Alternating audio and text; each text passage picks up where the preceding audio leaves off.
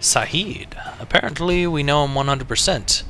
He likes us too, but I'm sure he doesn't like us anymore since we shot him in the face. Age 45, nationality Saudi. Occupation, businessman, oil. Yeah, right. Ali Sahid is an oil sheik with strong ties to political figures in the Middle East and the West. He is incredibly wealthy from both his oil interests and the political favors he has been granted in exchange for access to his oil. Sahid frequently intercedes on behalf of his Western and European friends in Middle East affairs. Sahid is monitored by Interpol and numerous intelligence agencies, and is widely known as the voice of Al-Samad, responsible for several anti-American broadcasts over the past several years. Sahid is a suspected financier of terror bombings in Europe and is believed to have several Al-Samad cells buried in Europe and Asia, ready to carry out terrorist attacks.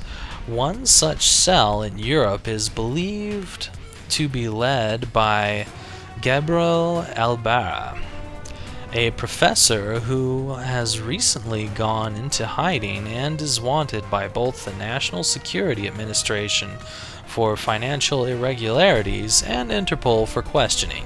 Secret fact: according to the intelligence obtained in Saudi Arabia, Sahid has been working on behalf of Halbech, using his near diplomatic immunity to act as a go-between for a part of the immediate and future profits Halbech will reap from the destabilization in these locations. Branko dislikes me by 2. Apparently I've only got 75% of his dossier complete. His age is 32, nationality is Russian, occupation mafia boss, outsiders. Born in the slums of Moscow during the Cold War, Konstantin Branko soon proved he had more than enough resolve to survive. By age 14, Branko was pimping out his 3 sisters, aggressively defending his territory, and unafraid to kill older rivals looking to force him out of his position. Branko gained a deserved reputation as a quick-witted kid who was just the right level of psycho to be an effective soldier. One of the bosses of the largest mafia group in Moscow is rumored to have taken him under his wing, and then accepted him into his inner circle, and Branko's rise in the criminal underworld began.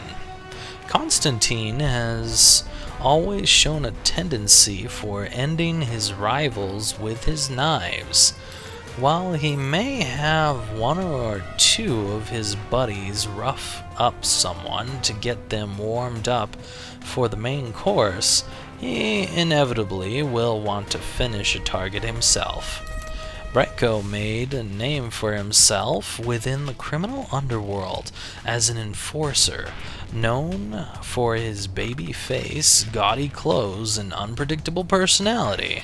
Branko was feared more than respected. If someone owed the mob, they paid when Branko showed up. Those that tested him learned the hard way. Worse than shooting a victim and getting it over with, Branko's MO involved slicing up deadbeats so bad that they wished they were dead. For those that shot back, Branko was known for carrying multiple Scorpion submachine guns under his tacky sports coats. According to reports, the mob boss that took Branko under his wing was none other than Sergei Surkov. He was the one who first offered the young man a position within his organization. Branko refused, declaring he'd never start out at the bottom again, and Surkov, impressed by Branko's fearlessness, gave him a position within his inner circle. From there, Branko soon became Surkov's second-in-command, and became close friends with the mafia boss, although he refused to emulate his mentor's cultured style, instead immersing himself in circa 1980s American pop culture.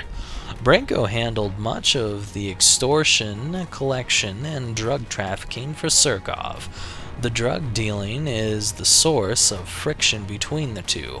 However, Branko dipped into his own product to excess and was hospitalized more than once for cocaine use.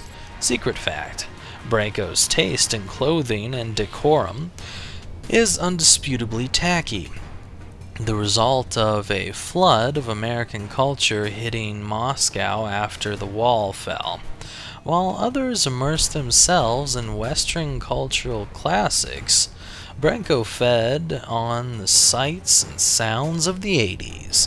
Unlike other mobsters in Moscow who took their cue from Francis Ford Coppola movie, The Godfather, Branko found more empathy with the outsiders, and the gang he controls is nicknamed after it. Championship. We have 66% of his dossier. Apparently he neither dislikes or likes us. He's age 26, and he's a Russian national. He is a former Olympic heavyweight boxer. Born in St. Petersburg as Pavel Vinier, he grew into a towering young man fond of basketball. In his mid-teens, a local gym owner took him under his wing, convinced Vinier he would make a phenomenal boxer. The owner was not disappointed. Before his 18th birthday, Pavel was winning bouts against boxers with 3 times his experience, speedily rising through the ranks to compete in international competitions, even winning the gold medal in the 2008 Summer Olympics.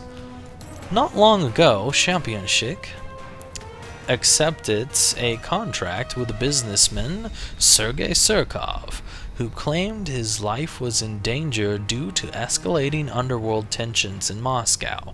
However, relying on Championship's image as a national hero likely helps Surkov far more than his brawn, and as long as Surkov keeps paying him handsomely, the boxer has no cause to complain. Too bad I shot him in the face. Darcy. We know 66% about him. He likes us by 5, but we shot him in the face and killed his ass. He is age 26, American nationality. He's a field agent for Alpha Protocol. Sean Darcy graduated from Camp Perry and has been with the CIA until the last 2 years. During his career with the CIA, he was marked as one of the agency's most gifted technical agents. His proficiency with electronics and surveillance equipment has earned the respect of many of his superiors, but did little to advance his career in hands-on fieldwork. Darcy's career within Alpha Protocol hasn't prevented him from being sidelined from hands-on fieldwork. To make matters worse, Darcy's position at the CIA and again at Alpha Protocol has been made extra safe at the request of his father, Senator Patrick Darcy. Too bad it's not safe when I shoot him in the face. Secret fact: his father's interference in Darcy's career has caused some friction between the two. His father's upcoming bid for the presidency is a sore point with his son, and Darcy himself has negatively remarked on his father's presidential aspirations. Gregory Pazanov. Apparently we have 100% of his dossier completed. Apparently he doesn't like us or dislike us. He's age 63, Russian, and apparently unemployed, and he loves a good drink and a good laugh. Gregory Pazanov has existed in the background of the seedier side of the city for decades, feeding choice bits of information to the interested parties for the right price.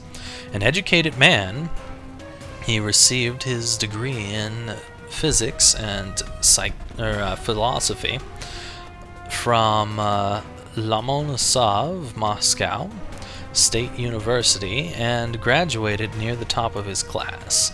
Gregory has a reputation for accuracy, but not for discretion, as he is reportedly willing to give up contacts and the names and locations of anyone requesting information if the price is high enough.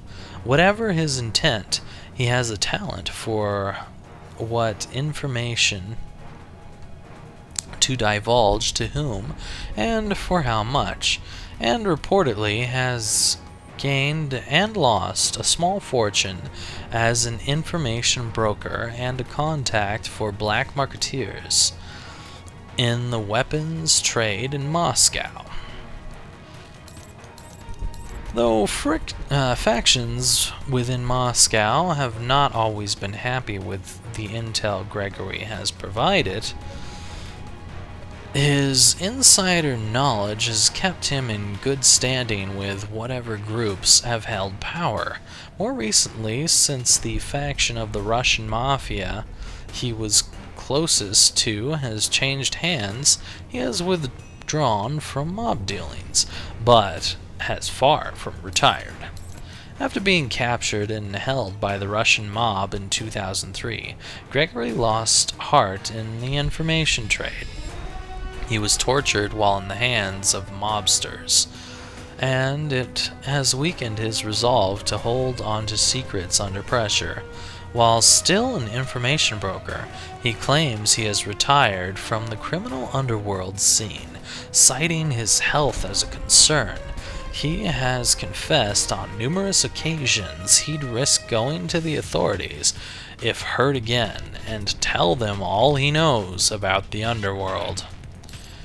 Gregory has made a few friends in Moscow, but the ones he has made have been steadfastly loyal to the old man.